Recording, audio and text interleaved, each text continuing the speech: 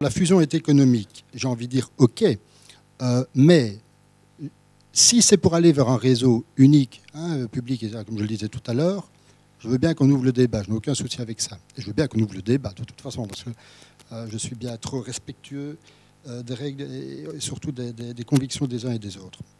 Mais par contre, comme je l'ai dit tout à l'heure, si c'est rationalisé au niveau de l'officiel uniquement pour aller financer du privé, je l'ai dit, vous aurez un adversaire redoutable. Donc je n'ai vraiment aucun souci avec ça. Donc il faut voir dans quel cadre on s'inscrit. Et je rappellerai quand même que, parce qu'on dit toujours un enfant égale un enfant, et moi je suis super d'accord avec ça. Je ne dirai jamais, vous ne m'entendrez jamais dire qu'un enfant n'est pas égal à un autre enfant. Par contre, une école n'est pas égale à une autre école. Un pouvoir organisateur n'est pas égal à un autre pouvoir organisateur. On a des droits, on a des devoirs. Si on le fait, on doit avoir les mêmes droits. Ok, d'accord, mais alors on doit avoir les mêmes devoirs aussi. Ça, pour moi, c'est un élément essentiel. Je vais aller dans le sens de Laurent Léonard. Oui, on peut aller vers un rapprochement entre les réseaux, vers une harmonisation des écoles, une harmonisation de leur financement. On y est tout à fait favorable. Mais là où, par contre, je me distingue clairement tant d'Alice Bernard que de Laurent Léonard, c'est que nous croyons à l'efficacité plus grande de la logique associative, au service public fonctionnel, plutôt que nécessairement au service public organisationnel. Qu'on crée une dynamique qui explique le succès aussi de l'enseignement libre. Je prends la question aussi de l'EVRAS, qui pour nous est essentiel en termes de questions de genre, en termes d'éducation.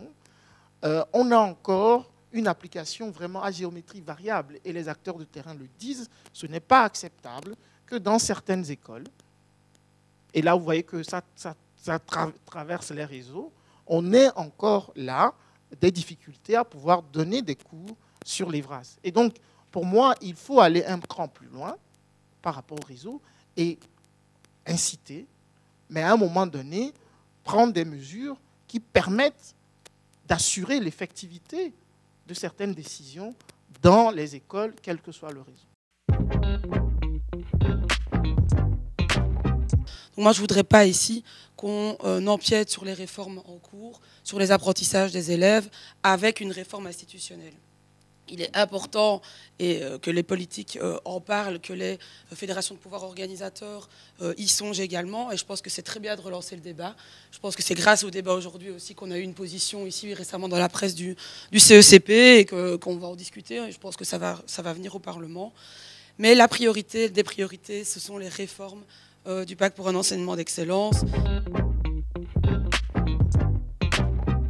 Mais si on veut repartir de la question des inégalités, je pense que l'existence de différents réseaux d'enseignement contribue à cette inégalité, puisque c'est des réseaux qui sont en concurrence. Et même à l'intérieur des réseaux, les écoles sont en concurrence. Donc on a effectivement une sorte de marché entre les écoles, où chaque école essaye de montrer quelle est la meilleure, qu'elle offre des avantages ceci ou des modèles d'éducation cela. Donc chaque école cherche évidemment à se présenter sous son meilleur jour, puisqu'il y a une partie du financement qui est fonction du nombre d'élèves inscrits.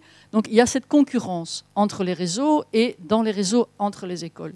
Et donc je pense que c'est dans la diminution de cette concurrence entre écoles qu'on doit chercher une solution. Il y a un élément chez nous qui va guider cette réflexion, c'est le principe de subsidiarité. Donc dès le moment où on veut aller vers une meilleure efficacité des politiques, il faut que ce soit efficace et qu'on soit au meilleur niveau de pouvoir. Quand on veut prendre l'exemple, est-ce qu'on se dit tout va dans les mains des communes pour le fondamental, pour l'enseignement fondamental, et puis est-ce qu'on va vers le qualifiant, le secondaire, plus au niveau des provinces? C'est une réflexion qu'on doit se poser et qu'on doit pouvoir évaluer. Je pense que ça, c'est très important à nos yeux, c'est ce principe-là.